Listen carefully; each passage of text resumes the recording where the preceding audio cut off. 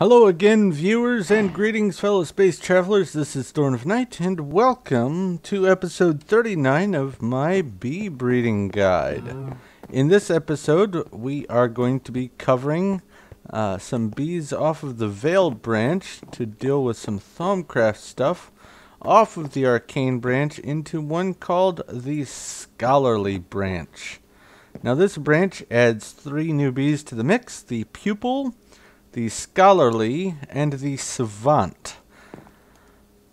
They are added by magic bees, and they need bookcases as flowers, so you're going to need to get yourself some books and some bookcases. They do live a little bit longer than average, not hugely long, but somewhat. And they do also prefer the arid and warm conditions of the desert. They can tolerate lower conditions for the temperature, but they need the arid conditions that you find in a desert or in the nether. They can work at night, and they can work in caves, but not during the rain. And they have no special effects, but they do have some pretty special output.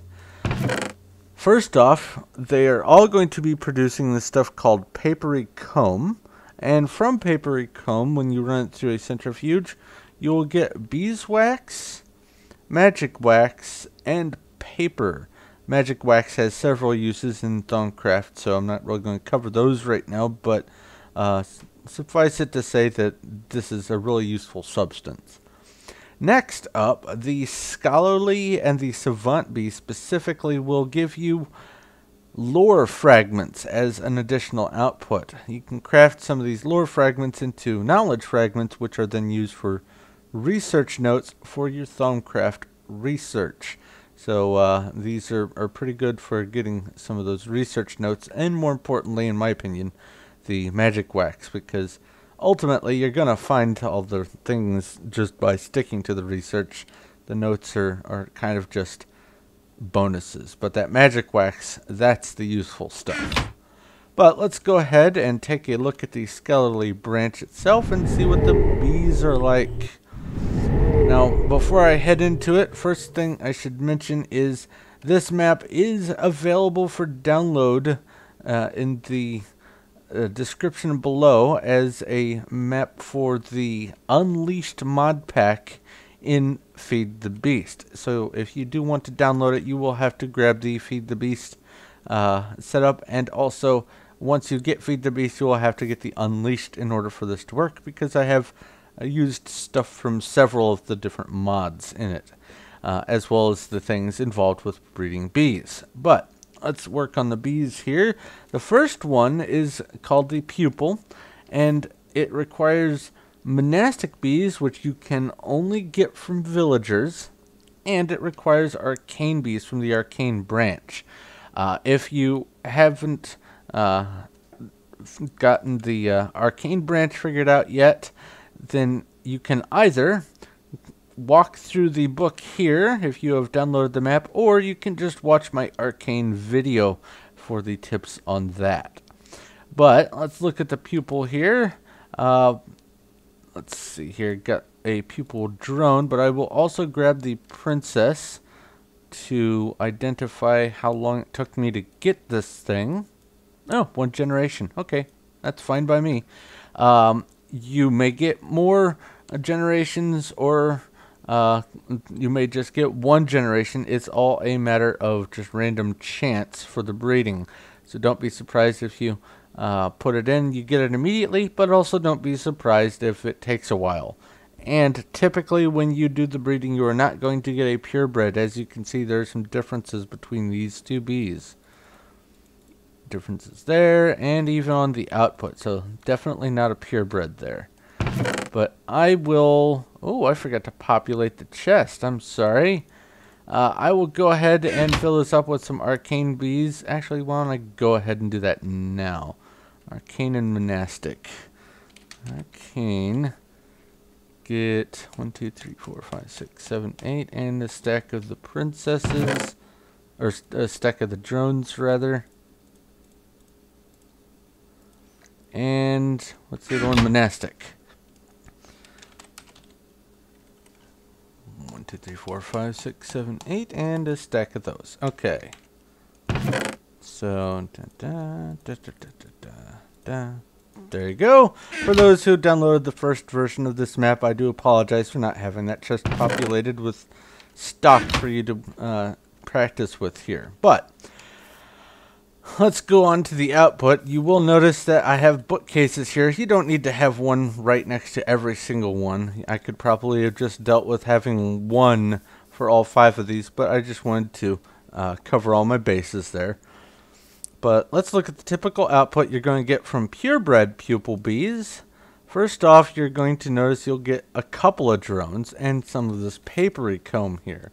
And it looks like you can get up to 4 papery comb from one breeding session. But a stack of that papery comb will get you about 3/4 to a stack of beeswax. Very little, excuse me, very little magic wax, and even fewer pieces of paper, but it does get them eventually. Let's move on to the next one. It is called the scholarly bee, and it requires the pupil bee that you just got and still an arcane from over there. And I did populate this chest. Good.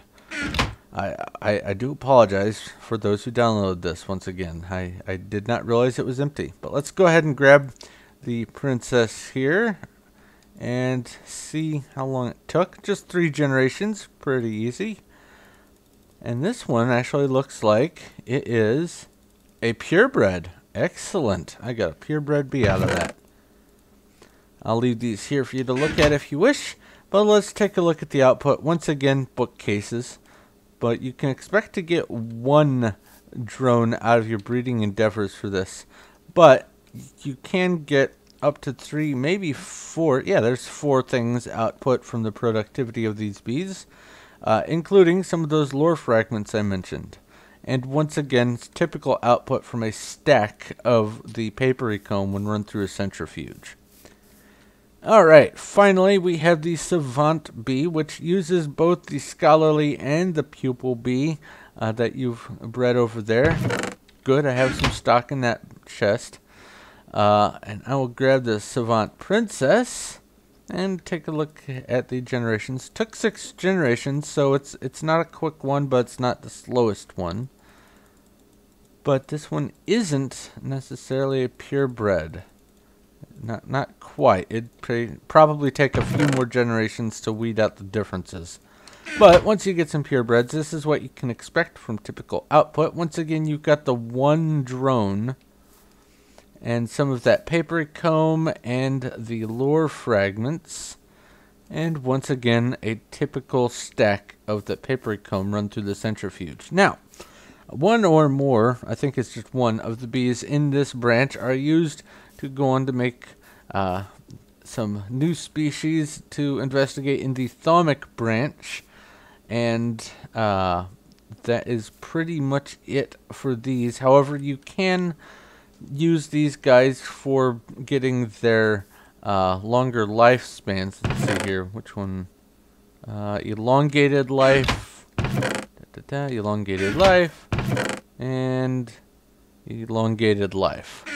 So you can try to grab some of the elongated life out of these and breed them with other stuff. It doesn't mean that you can't use the bees for other breeding. It's just these are, other than the thaumic, pretty much the end of the usefulness for making species. And that, I think, should cover everything to do with this branch of bees. So thank you very much for watching. I hope this was helpful and useful and informative for you. However, if you do have any questions or comments or suggestions, please feel free to leave them in the comment section below, and I will do my best to respond to you as quickly as possible. Also, if you like this video and you like what I'm doing here, please feel free to give me a like. I do appreciate that. And if you haven't already, go ahead and subscribe so you know when my next stuff comes out. But I'm going to go ahead and wrap up here, so thank you once again for watching. This is Thorn of Night, and I will talk to you later.